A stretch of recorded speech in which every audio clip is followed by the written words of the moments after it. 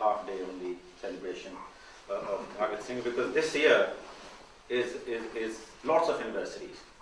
The 1757 Battle of Plassey, 250th anniversary, 1857, 150th anniversary, and 1947, 60th India's anniversary. But this anniversary, which is 100th birth anniversary of Bhagat Singh, he was born in 1907, is the least celebrated, apart from the Battle of Plassey, because it's gone too far in the history, people don't remember. But massive amount of attention was paid to 1857 and 1947 for obvious reasons. I mean, 1857 fits into the political agenda of the present government.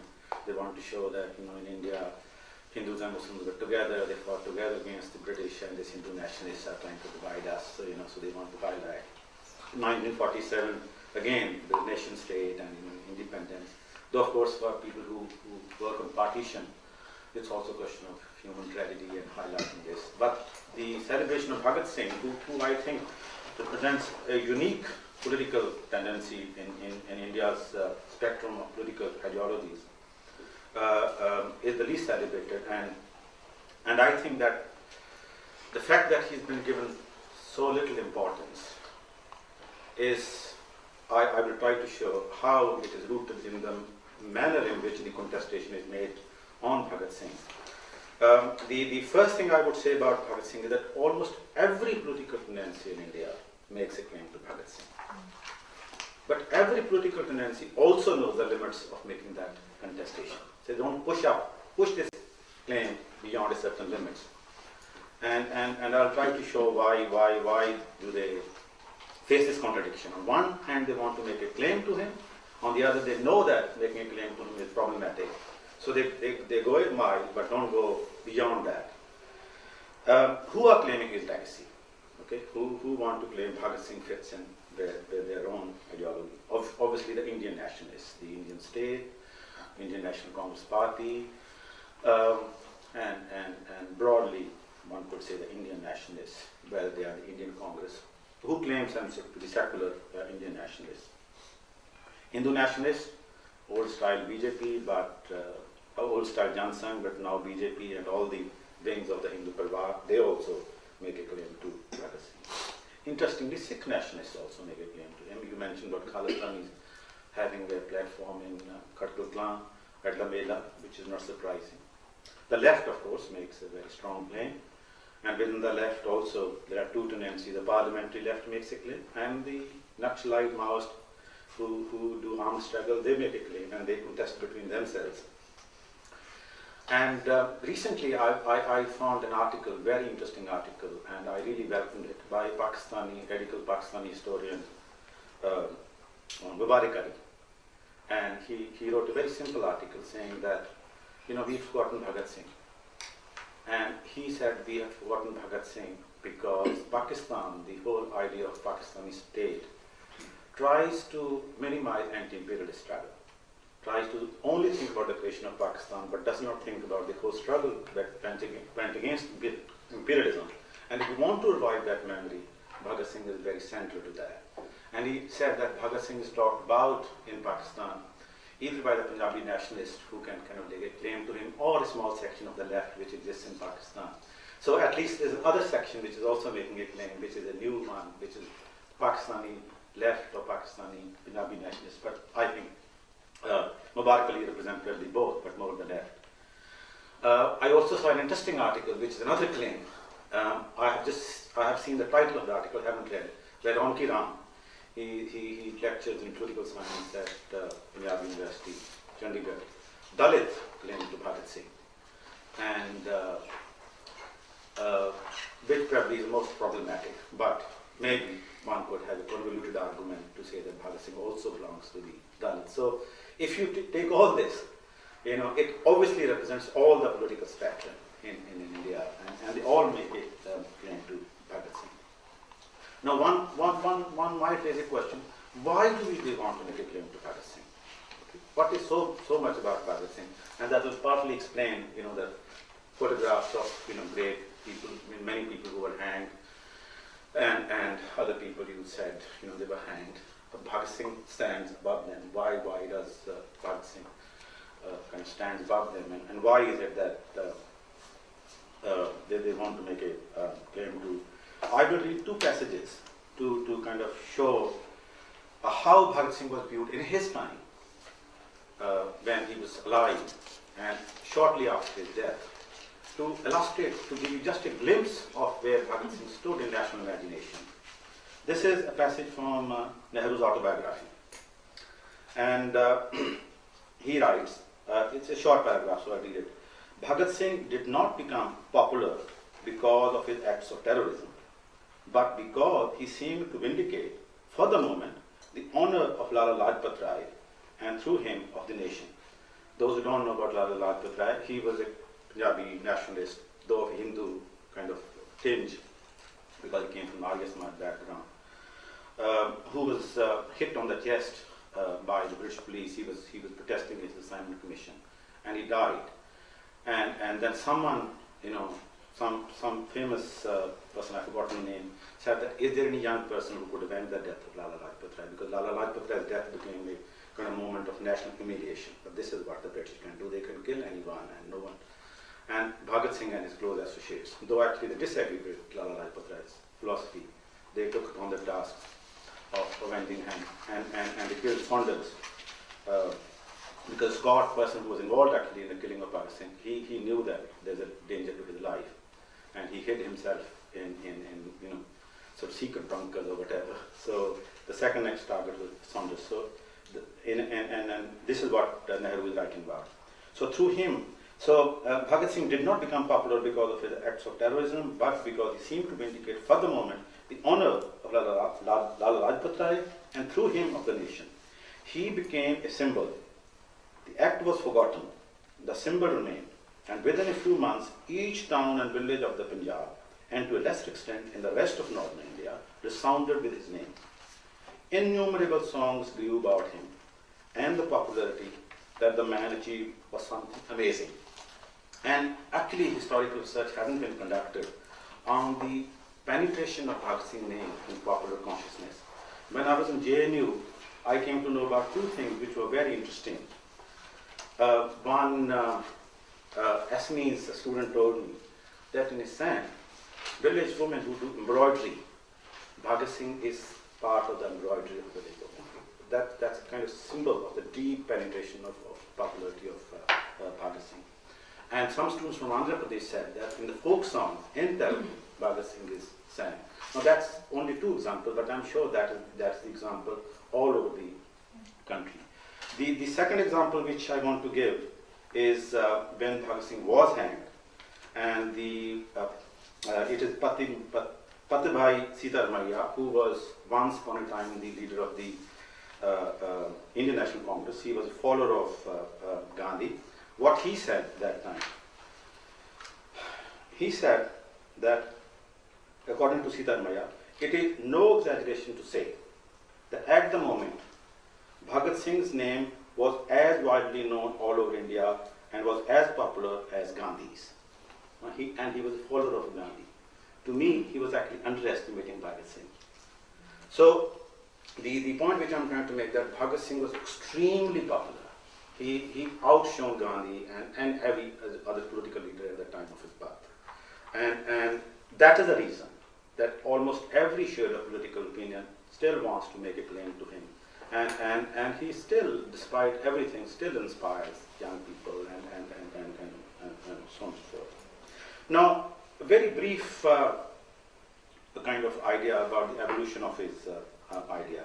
I mean, we must remember that he died at the age of 24. He was very, very young, And it's also very interesting that he became an atheist in 1926 when he was just 19, and he wrote an article later on why I became an atheist. Now, in his evolution, I mean, I suppose Shalini is an expert on that. She's done more work, and she can correct if I make a mistake or can add to this. That in his earlier period, he looked upon revolutionary adventurism and youth being central to that adventurism, that it's the blood of the youth which inspires nations.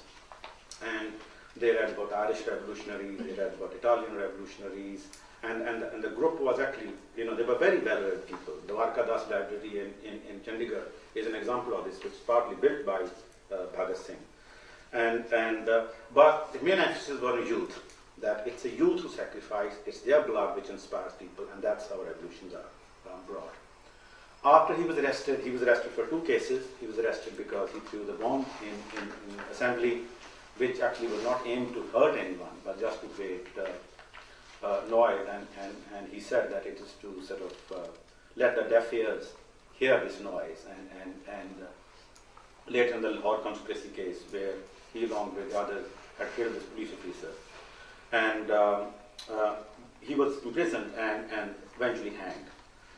But during his imprisonment, he did enormous amount of reading. And I wanted to actually circulate the list of readings which he had done, but I didn't get the time to make the photocopy. I got the notice to do this paper 3 days back only. But it's important to mention that the first book in the list of readings, it's unpublished there, is Capital Volume 1. Capital, it doesn't say which volume. And I was thinking earlier that is absolutely remarkable. You know, in those days, for someone who died at the age of 24 to have read Capital, and I was thinking about myself, that with all the privileges, I read Capital when I was 25, you know, and you know, the books are easily available, and that time Capital must have been very difficult to access, and he had already read by the age of 24. He was an extremely well-read person. He had clearly become a Marxist by the time he died. And he wrote this article, Why I'm an Atheist, which is a very interesting essay, which is kind of easily available. It might be available on the internet. It's probably on the internet. Yeah. And it's worth reading.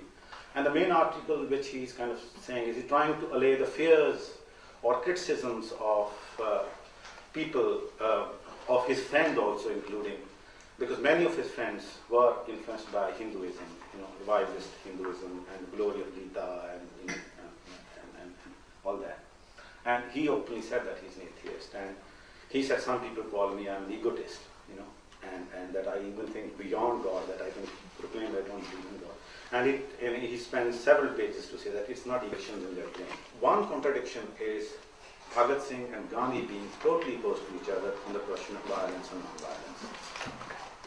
And I mean, on one sense, I admire Gandhi, but on the other hand, I almost feel like calling him a bastard.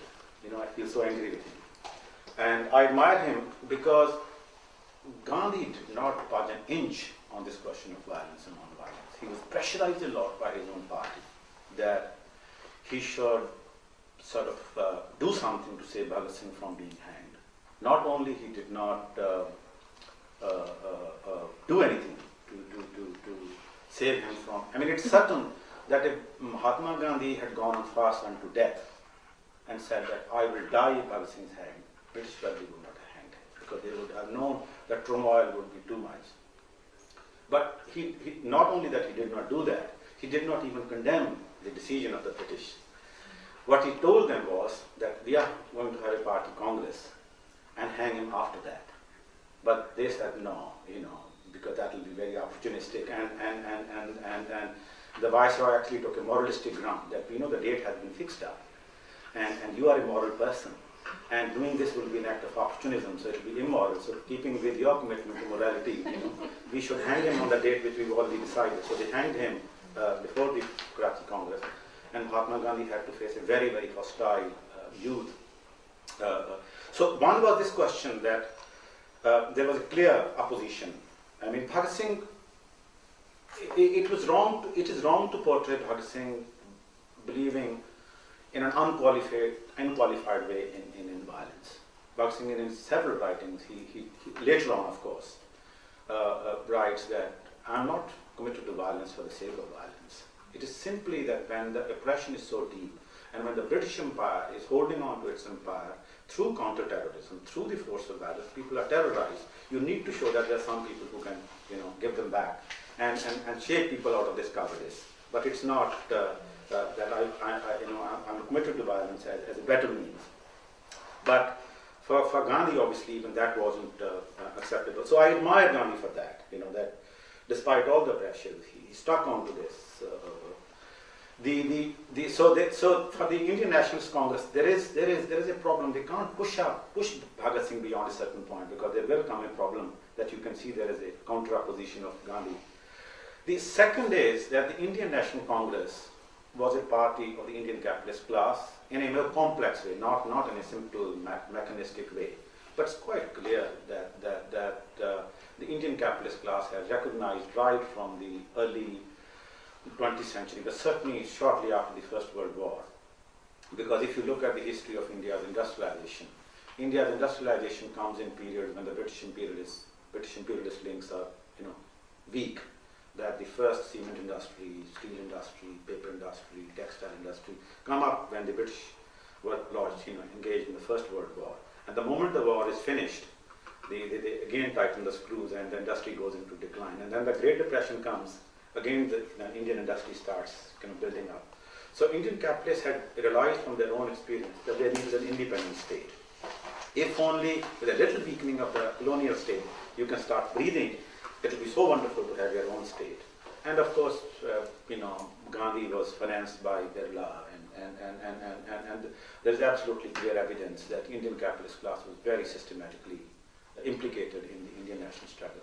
And Bhagat Singh and his comrades very clearly said in their platform right at that time that we are not, saying that throw away the British and let the Indian capitalists come in. We are not that kind of freedom fighters. We want to end abolition of the rule of capital. We want to protect the interest of poor people. We want a system which is by equality. Sometimes they openly said socialism, another time they did not, but they invoked Bolshevism, Russia's experience. It was very clear. So therefore, Indian nationalists and the Indian National Congress as the main representative of secular Indian nationalists has a limit to which they can present.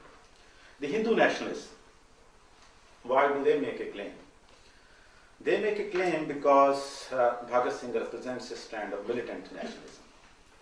And also, I think, what Pratnam was saying, it is not true of Bhagat Singh, marginally true of Bhagat Singh, that the kind of Hindu tinge or Hindu ancestry, this belief in Arya Samaj.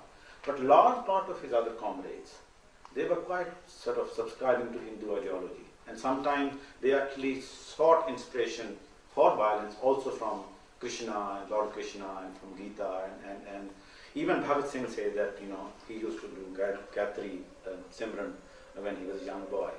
And so the Hindu nationalists also do this. And it's not a strange thing that in the 60s, Bhagat Singh's family split into two in terms of political affiliation. One part of the family, brothers, they went with the Jansan and later on with the BJP. His mother and his nephew, Jagmohan Singh, who is a professor at PAU, they went with the left.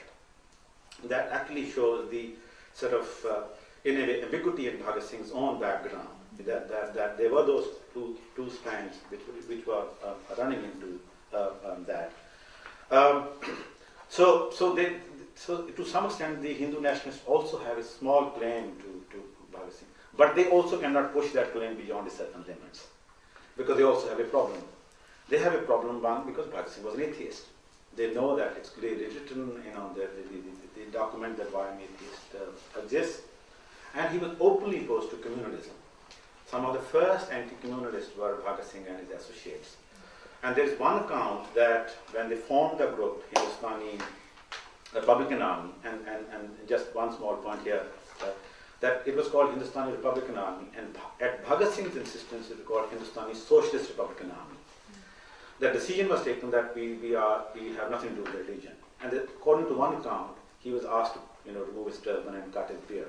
Though there's another account, which I think probably is more truthful account, that after he killed the police officer, he disguised himself, became clean shaven, put the hat, and travelled in the train as a sahib and escaped. But one of the foundation principles of that organization was an opposition to communalism. So therefore, Hindu nationalists have a problem in pushing claim to Bhagat Singh beyond a certain limit. And finally, of course, he supported socialism, and so Hindu nationalists also have a problem. Sikh nationalists, why do they make a claim, and how, do they make a claim? They make a claim partly because he was born in a Sikh family, and there is some evidence that in his later life he met Bhai Ranveer Singh, who was lodged in the jail where he was lodged, who was a Sikh revivalist leader. He had several conversations with Bhagat Singh, and I think there's a book which actually has done a good amount of work on this. And Bhagat Singh grew his hair back, and he started wearing turban. So the last picture which you see of Bhagat Singh is with his handcuffs. They're not concocted; they're actually real photographs. He had hair and a juda. That picture is from 1927, though. Is it? Okay. I've recently found, I don't know if you've confirmed that. No. I thought that was the last picture, but actually it's not the last picture. Okay, it's the last picture we might have on circulation. Whereas, this is actually one of his earlier jail pictures. Okay. It's not the 90. It's not when he's. It's one of in his earlier jail times. Yeah, he might have. Yeah. And I think there's not enough research done into this. The visual. Secondly, of course, if you look at India, which Sikh is the one Sikh or Singh name who will be more known than anyone else even today? Okay, I think Bhagat Singh. I mean, anyone else you can name, even Manmohan Singh doesn't match him, he will become the Prime Minister, you know. And who knows? Sorry? Udham Singh. Udham Singh is nowhere comparable to Bhagat Singh. I mean, Bhagat Singh outshone everyone. I mean, the two small examples which I give you illustrate the kind of deeper penetration of Bhagat Singh's name in popular consciousness. And so, in the one sense, Sikh nationalists also want to make a claim to this. But again, they also have a contradiction. Because he cut his hair, he became clean shaven, and he's committed to atheism. And he's quoted socialism. Now, his atheism is the most serious problem for the Sikh nationalist. And I think it is 4 or 5 years back, one Sikh intellectual wrote an article saying that Bhagat Singh should not be called a Shaheed, because he called Shaheed-e-Azam, supreme martyr. And his argument was that according to the Sikh definition of martyr, he is not a martyr. A Sikh martyr is one who fights for the religion, for the defense of the religion. Bhagat Singh cannot be called a martyr. He did not fight for Sikh religion. He didn't fight for Dharma, And so, I mean, that's very odd and a wrong, I would think, objection, but at the same time very bold on the part of the person who made this.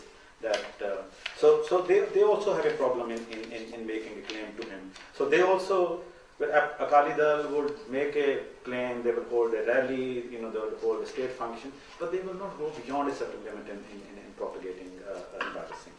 The left obviously feels that they are the inheritors of his legacy, but they also have a problem. The parliamentary left, the CPI, CPM, they obviously, because there is so much documentary evidence that he believed in socialism and was influenced by Marxism. Capital is the first book on the reading list, And but when it comes to use of violence, they know that pushing Bhagat Singh is actually justifying their rivals, who are the Maoists and the Naxalites. So they also kind of do not push him beyond a certain limit.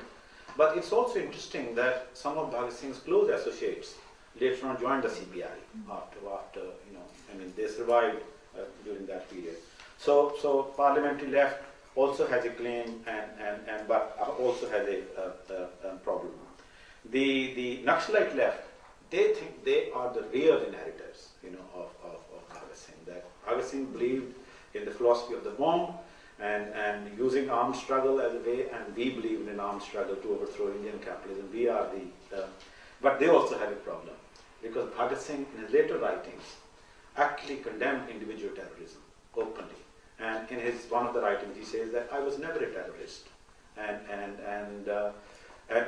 then he qualifies, he's saying that at least in my initial days, apart from my initial days, I was never a terrorist. And it's, for a minute, it's also very interesting to see what they call terrorism and did not call terrorism. For them, to use violence against innocent people was terrorism. But to use violence against specified targets who can be called as agents of oppression was not terrorism. And I think that's a very useful definition even today. that people who throw bombs in a market, irrespective, indiscriminately, whosoever, certainly terrorists.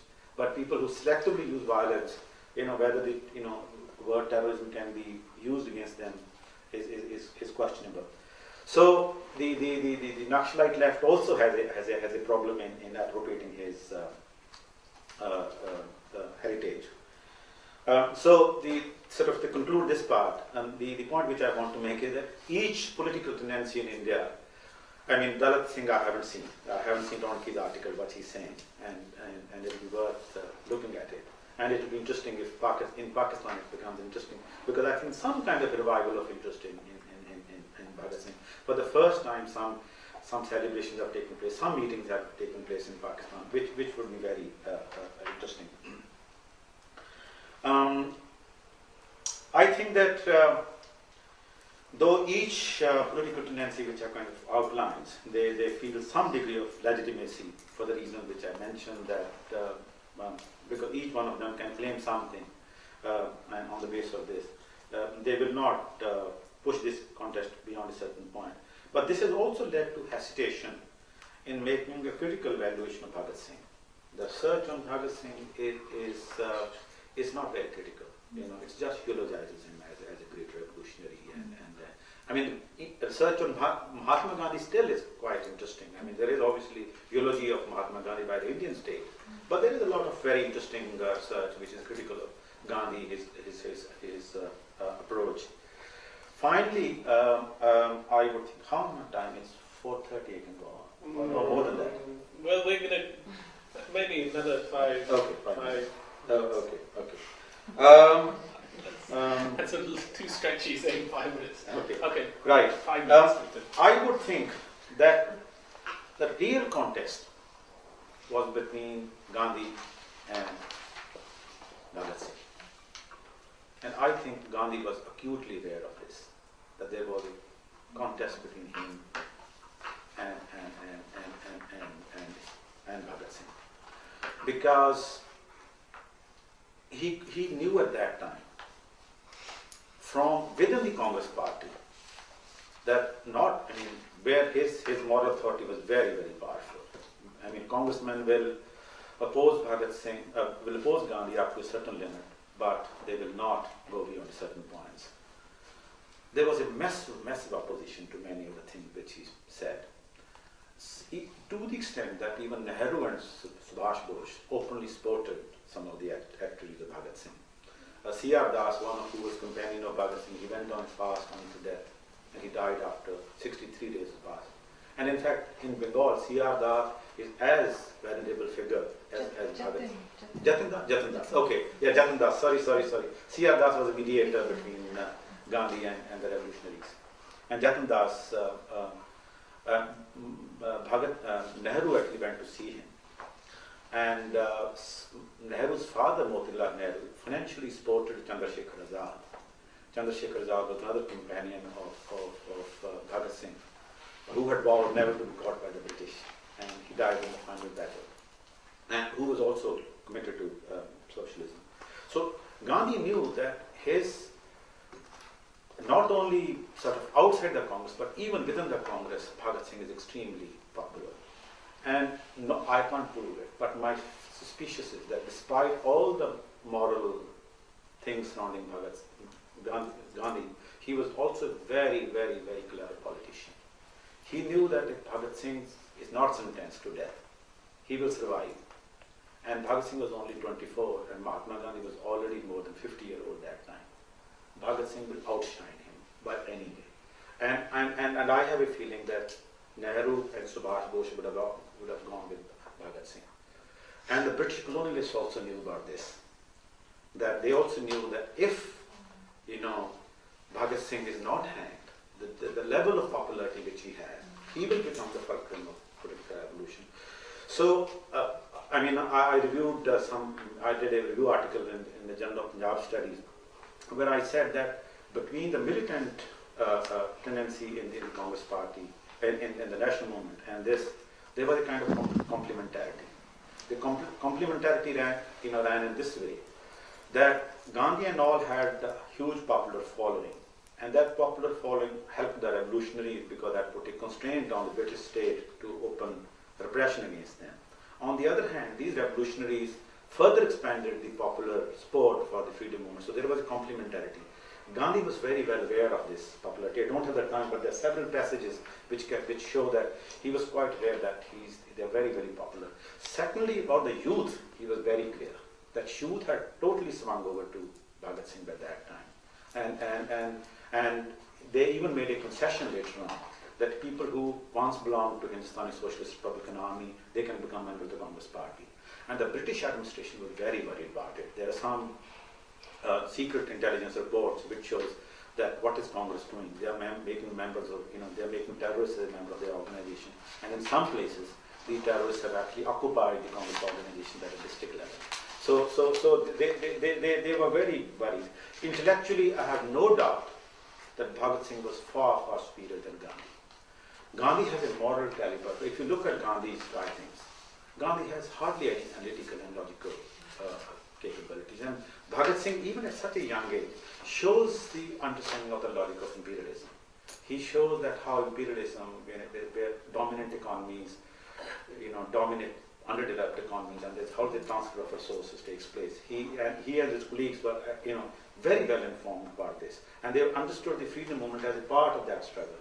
Gandhi does not show any of those struggles. I mean, his understanding of the economy is very, very minor, though he had very interesting ideas on the environment, but his analytical part was very, very wrong.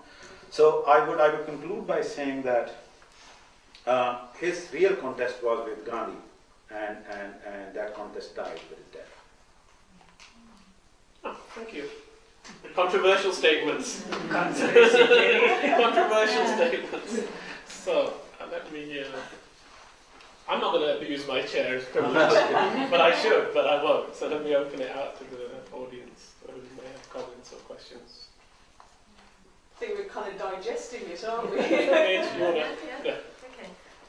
I like they're quite contentious statements to make, but I think the sentiments that I've been feeling as I've been reading, various sort of strands of Indian history from that time period. I find the 20s a very interesting time, though, because I think there's a sort of nationalist readings that we have now, which go back and try to understand, okay, what did these people represent, and the marginalization actually of Bhagat Singh. Absolutely. In many ways, you centered him in your talk, but in fact, he doesn't figure in those types of ways, in the ways in which Gandhi and Nehru do. But the conservative nature of how Gandhi was dealing and engaging with the colonial state during the 1920s, I think is quite shocking for even a nationalist reading now, in terms of him being in favour of a dominion status for India, for instance. I mean, not even wanting full independence, as I said. It was very much in dialogue and very, willing to accept kind of concessions that the masses, who at the point that you're saying, Bhagat Singh actually had that type of popular following, would not have gone along. I mean, it's kind of almost like a conspiracy theory that the higher ranks of the Congress Party really were probably quite happy when Bhagat Singh was about to be hung, because in many ways it would have compromised that type of transitional kind of whatever would happen in 1947. It would have really compromised that type of politics, kind of elite, paternalistic kind of Congress that suddenly you imagine what it would have been like with Bhagat Singh. And this is another question I have actually. Are we now over-individualizing it by looking at Bhagat Singh? I'm just wondering, by posing Gandhi and Nehru, we do it in terms of how we think critically back on history. History is not about individuals, of course. It's the actors and groups and communities. I'm wondering how we could think about Bhagat Singh within a less individualized frame if we try and do that. There's two kind of points there.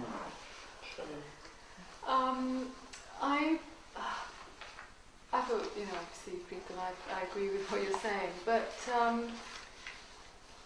I thought it was a bit worrying as well for the same reason that talking about the importance of the individual in history.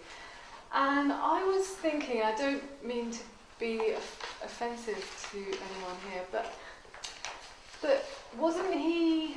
I mean, isn't he easy to appropriate, or his legacy? And wasn't he, I mean, I know it's really unlucky, but sort of lucky in a way that he was hanged when he was hanged in 1931. Because if you look at, you know, what was happening in Punjab and what was happening to nationalist politics and what was happening to communist politics, and during the 30s, the late 20s and the 30s, and you know, and what's happened to his tradition, his left tradition now, he sort of escaped all of that. He escaped all of those decisions that people had to make. And so, because he was hanged at such a young age, he was a hero, he is a martyr, you know, it's simply because of that that he can be claimed. So I don't know whether, you know, and even when, just after he died, there are newspaper accounts just then about trying to appropriate his legacy. You know, it's as if people just want to forget that he's an atheist. There are newspapers saying he wasn't even given a proper religious ceremony. You know, when he died, he was covered in kerosene and just burned. Because, you know, but he's an atheist. You know, that's not that wasn't important to him. And what happens to, you know, other members of his you know, of his party, you know, of the Republican Army and the Northern Ireland. Some go into CSP, some go into Congress. You know, yes, you know, he was popular, but then a few years after his death, people are trying to sort of evoke him in melas and, you know, in Punjab, and it's. And the British are quite pleased. You know, you get these gleeful reports saying, "Oh, Bhagat Singh Day passed off with nothing." So, you know, he was popular, and he is popular, and he has been sort of resurrected. There have been, you know, 5 Bollywood films about him, and every single political party does use him. But I don't know. You know, I don't know if we can do the, you know, what if, and would it have been Gandhi versus? But you know, I don't know. I'm just. I don't. You know.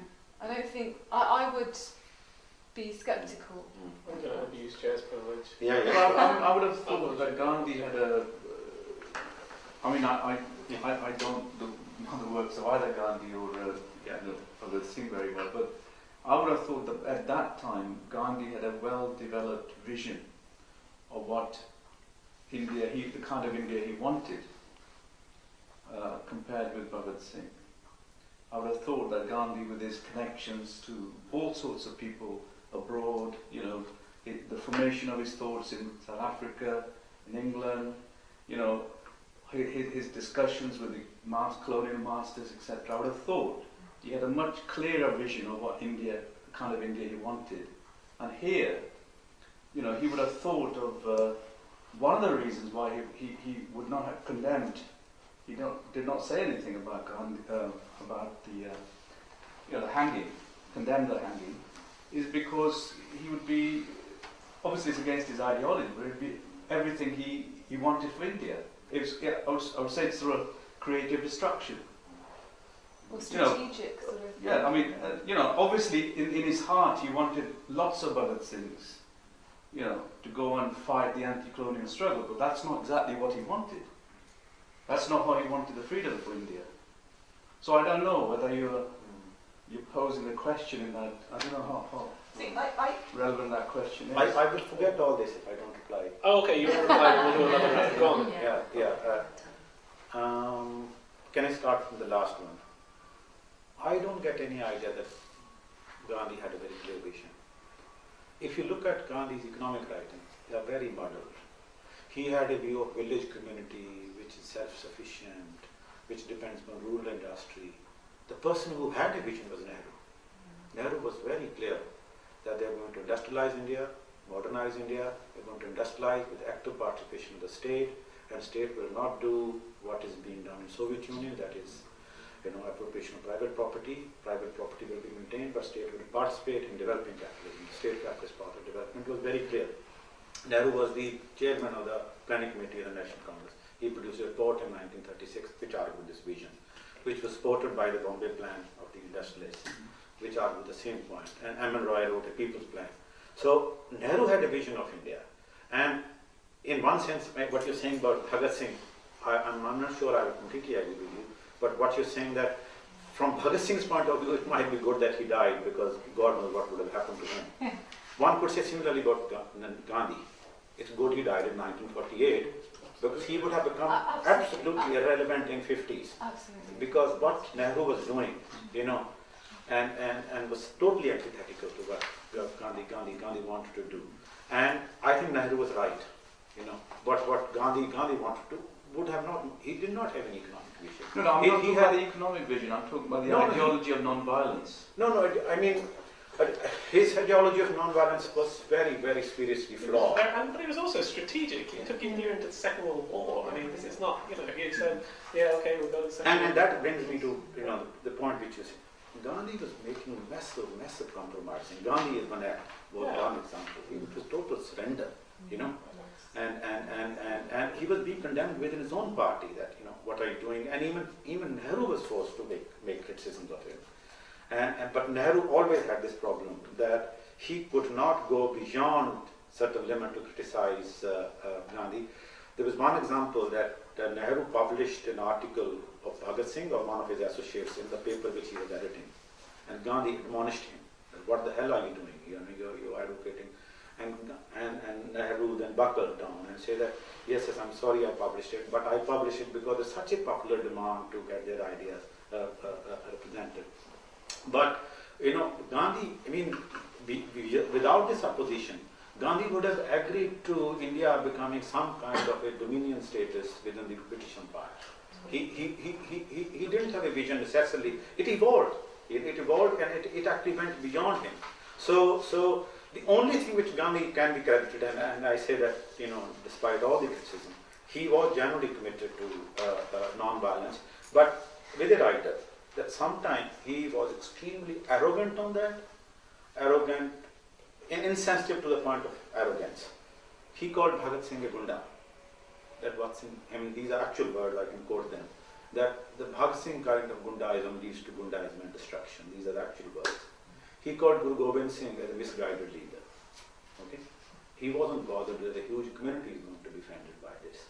And he's calling someone a misguided leader whose father was killed for, you know, non-violent struggle, whose 4 sons were killed, whose mother died, someone who sacrificed his entire family. He wasn't bothered about criticizing and antagonizing. So his non-violence also had a kind of aura about him and sort of kind of, you know, the kind of violence about him, and that he could arrogate himself to say anything on anyone. Yeah, but capital punishment, I mean, the hanging of Bhagat Singh was, Yeah. State terrorism. State violence was never, I mean, in his letter, he says that, I understand why you need to hang these kind of people. So, you know, this violence and non-violence is very, I think he was a politician. Yeah, he was a politician, Yeah. and I think, and so that was his spin. What would be the position of Nehru and Jinnah vis-a-vis Bhagat Singh? How did it differ? Jinnah defended him. Jinnah defended Bhagat Singh. Jinnah was his kind of one of the lawyers, the main leading lawyer in fact. I mean, one of the points I was I mean, I think that I agree with you that it's what if is a difficult thing to argue. No, the only, I think I was slightly misunderstood. It's just that what I was trying to say, that in the 30s, so many politicians then became what we would say opportunistic, but, you know, it was about political survival. And I was just wondering, you know, what would Bhagat Singh have done? Would he have gone into electoral politics? You know, who Let's knows? not do what. Yeah. Say what she was going to. What was I going to say now? I'll say what I wanted to say then. Go on, and then I'll It's remember too. what I think it's too dichotomous because it's too much about individuals. But Bhagat Singh arises out of the Congress as well. He comes from a Congress family. You know, his writings, he's constantly saying, yes, Gandhi's done great work in getting the masses together. He's constantly saying, he comes from a Congress family. They're all Congress. You know, it's a very staunch Congress. So yes, I can buy. I don't like the dichotomy in terms of individuals. I like that in terms of thinking about the party. What is the Congress? what are the tendencies within the Congress? And in the tendencies within the Congress mean that yes, you have a left within the Congress and you have a, so I think that is a helpful way of thinking about it. I don't like the personalising of it, partly because I think in the personal dialogue, Bhagat Singh is very generous to Gandhi. Constantly, he's very generous. In his writings where he's debating with Gandhi, he's extremely generous. He says this, he's our great leader who's evoked the masses, but I disagree with him on X, Y, and Z. So there's no, I don't think that we can make this because the Congress Party, the Congress Party is big. Bhagat Singh is part of a splinter Leninist group. And I think this is the problem, that actually we don't, Bhagat Singh's work, if we look at it critically, his intellectual work, is completely inspired by Leninism towards the end, right?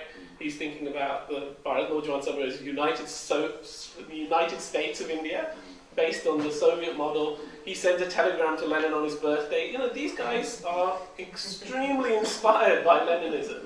And that's amazing for me, right? That's the 1920s Lahore, must have been a hotbed of modernist thinking.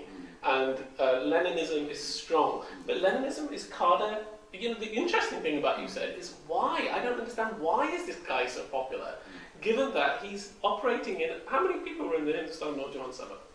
30?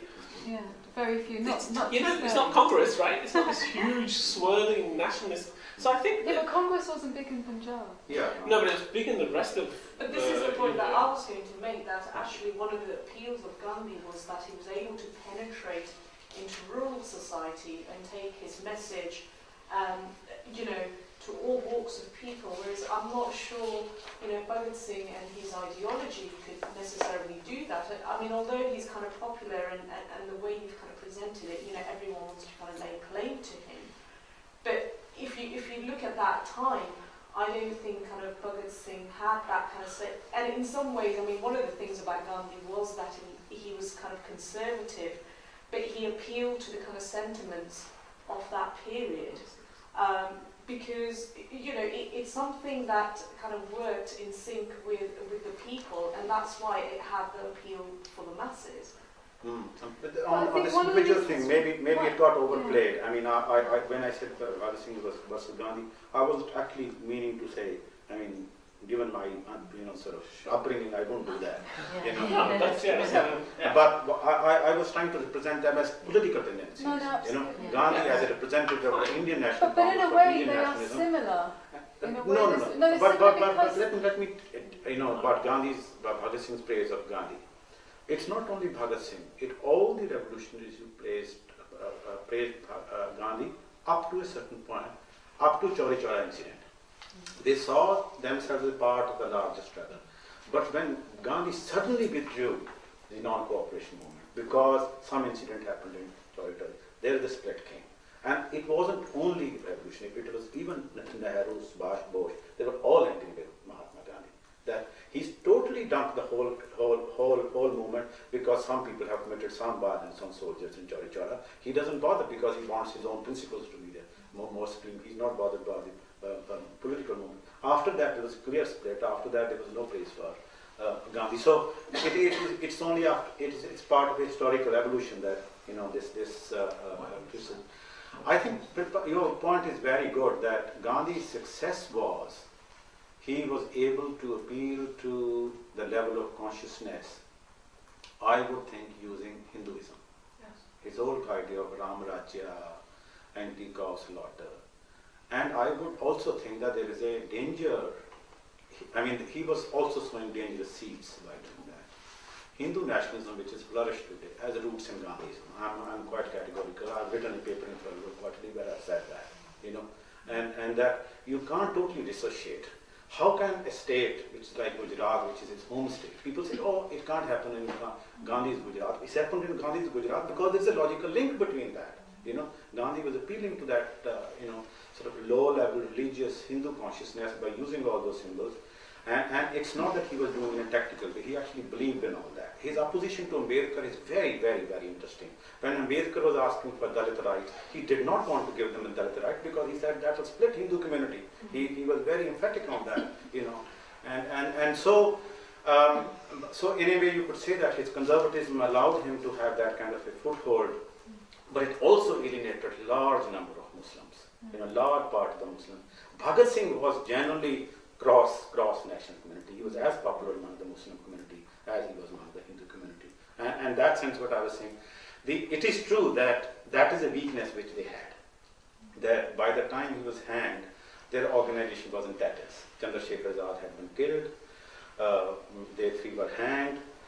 But they had realized by that time that we need to build mass popular organizations. And Naujawan Bharat Sabha was certainly moving into labor union at that time.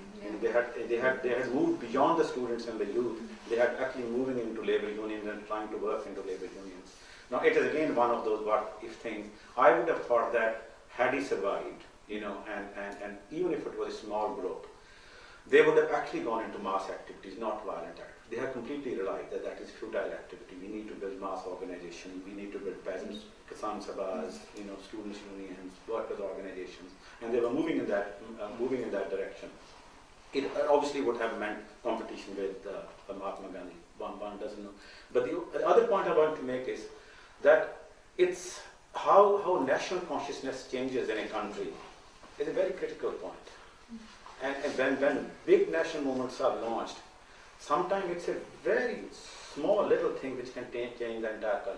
Okay, so it's not that from the very given it was predetermined that only Gandhian kind of ideology will succeed. A competing ideology with a different vision could also succeed. And in that sense, there is a possibility of another space and another alternative paradigm. No, but then the British fear, I think the British fear of Bhagat Singh is not because of him as an individual, but it's because of the Soviet Union, it's because of the Russian Revolution. These guys are a small splinter group which was so infiltrated by the British. But it's not just that, to contradict what I said earlier about individualism, I think that Gandhi and Bhagat Singh are similar in a way because they are doing things that they are examples, for other people to emulate. But other people cannot go so far. That's why they're so special in a way. That's why they are sort of special, distinct individuals. Bhagat Singh was aware of that. He actually writes about it. I'm a very ordinary person. Yeah, I know, but he's. It's no mean feat to put a bomb in the Central Legislative Assembly, which is just pamphlets for people to. It's something that most boys would want to do at that time, but they don't. But he did, So. But he also, your what if? He also committed suicide, right? So there was never going to be a what if in his own world. Exactly. Because he threw the leaflets, he knew he was going to be hung. No, absolutely. So there's not that. For him, that was the what if, right? But he was going to be. That's what he thought. That was the political statement to be made. Absolutely. So I don't think there's a. There is a tradition. No, that wasn't suicide. I don't think. Not in that way. It's very difficult. I think that he would have known that he'd be tried and maybe punished, but not necessarily because his was the first major hanging, actually speaking. Before but they did discuss it, didn't they? They discussed it amongst themselves. That they might going to be who was going to do this, because if we do this, it might lead to the death of the person who does it. I'm not romanticizing it. I'm saying that there's a kind of conscious, there's a conscious process of politicization of the nation, of waking the nation. I mean, it's not like I don't think it's not suicide in that way. I think it's a political act. I mean, they even discussed that. For a minute, they discussed that Bhagat Singh should not go because he's theoretically more advanced. He should stay out to guide the movement. But then they also said that if he's arrested, he's the one who will make the most political speeches in the parliament, in the court. So, balancing the two, they decided consciously that it's all right for him. So I think that there's a. So I don't think there can be the what if is in some ways he ducked out of that. Well, I just have one quick thing. Just thinking about Bhagat Singh as an ideologue, I suppose Gandhi as well, is that we're thinking about it in terms of a point of Indian nationalism building within a colonial, imperial kind of context, okay? The what if is actually, we've not talked about the Gaddars.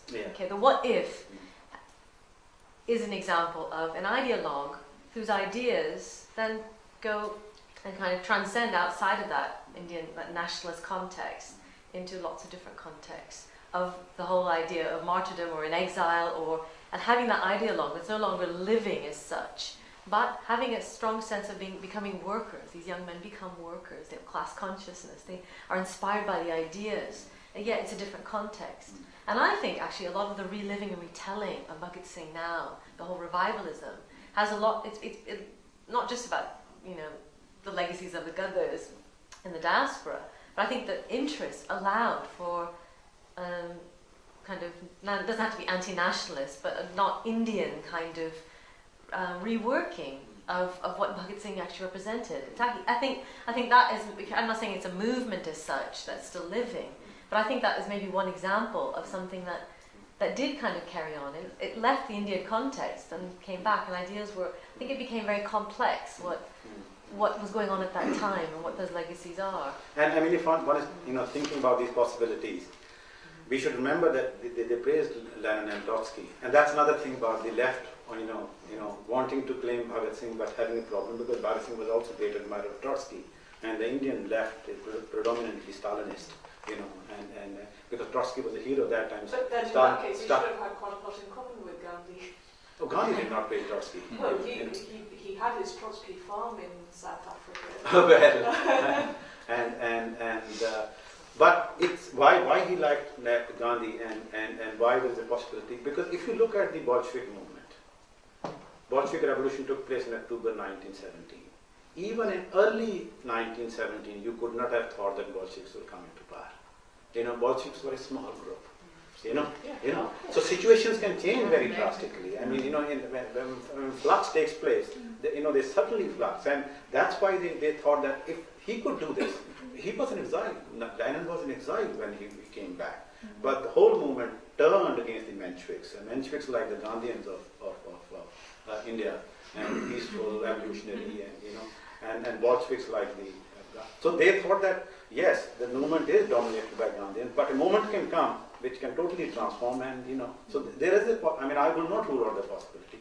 No one can justify what and can say that this is exactly what would happen, but I think history was pregnant with that possibility. Yeah, I mean that's the time I think is incredible. I mean Bhagat Singh tells something about that time in Lahore and that area, and it must have been a powerful time in terms of young people, just young people and ideas. Incredible it must have been too. For them, the Bolshevik happens in 1917, and by 1919, Bhagat Singh is imbuing the ideas. It's gobsmacked. It's quite it's shocking. No, but also a Cardiff-based party is far more. I mean, it's much more than the strength of its numbers. Its influence. Whether it's it's huge. Yeah. And the British are very scared of Cardiff-based. They're not that scared of the nebulous Congress. That's much. I was just going to say one thing, which was I was kind of interested in, and you brought up this issue of the Dalits wanting to also claim him, which was a bit more problematic. Yeah. It's kind of interesting, I think, what's happening within the Dalit community, because I was reading recently, I think it was in the Economic and Political Weekly, there was an article about how the Dalits are also laying claim or finding their own heroes in 1857, people who were taking part in the mutiny. Yeah. And there's this whole thing about how they're raising up statues of Dalits who took part in 1857. So it's kind of an interesting thing that you should kind of bring this up with Bhagat Singh as well. I think in some ways, actually, the fact that he's an atheist makes it easy for a lot of people to lay claim to him, but at the same time... But not for the Hindu nationalists. No, but at the same time it has its limitations as well. Yeah. So it can have that kind of broad appeal for a lot of people, but then it can only go so far that, because he was an atheist. And I suspect, sort of in that kind of period of the 1920s, perhaps it would have had limitations back then as well. I mean, one thing one can certainly say that the Indian state has invested so much resources into promoting Gandhi and Nehru and the whole Nehru family. Every second, third, university or hospital or is named after Nehru or Indira Gandhi or Sanjay Gandhi or Gandhi. They have consciously and systematically ignored Bhagat Singh, and they know that why they are ignoring this. And that's something one needs to demand, that there is, Bhagat Singh's photograph has been hanged now and has been put in the parliament now after 100 years with this guy Chaman Lal, JNU, has been writing recently about why there should be a Bhagat Singh chair at JNU. Yes, and it's amazing that it hasn't been accepted, But obviously the policymakers at the top do realize that Bhagat Singh is a dangerous game. Some bookshop owner in Maharashtra, was arrested, and one of the charges against him was that he was keeping books of Bhagat Singh. This has happened in 2006. During the Naxalite movement in Punjab, when the police used to raid hostels, I mean, don't know, leave aside Lenin and Mao. If you find books of Bhagat Singh in the, that will be considered as a subversive literature, and that will be source of evidence in a trial. So the inner core of the state administration, and I think the security services especially, they know that it's very, very dangerous to, let Bhagat Singh be popular. The police actually really hates Bhagat Singh even now, and his legacy is very interesting. I mean, many people probably don't know that in 1974, a person who had appeared as an approver in Bhagat Singh's case was assassinated by the Naxalites. In 1974. I mean, memory works like that. He was a Nambardar, Ajab Singh, and he was very rich even now. So one day they said that, they accosted him and said that, now you remember who you are, and do you know who we are? He said, no. He said, we are the narrators of Bhagat Singh. And they shot him. And so it's kind of, it kind of catches up in so many different ways. Does Bhagat Singh, again... So police, I think the Indian security establishment certainly dislikes the idea of these people getting, and that's one reason they are reluctant to let any chairs be established in research institutions or promote research. I mean, we can submit a research project, all of us, but I'm sure Indian Council of Historical Research will immediately reject this. But put a proposal on anything on Gandhi and Nehru, and it will be very easily accepted. Subject. But I think that's, Okay. I think, oh, sorry. No, okay. I think, to promote Gandhi and Nehru, I think that is strategic, and it's obvious because, they were almost passive, and Bhagat Singh wasn't, he wasn't passive.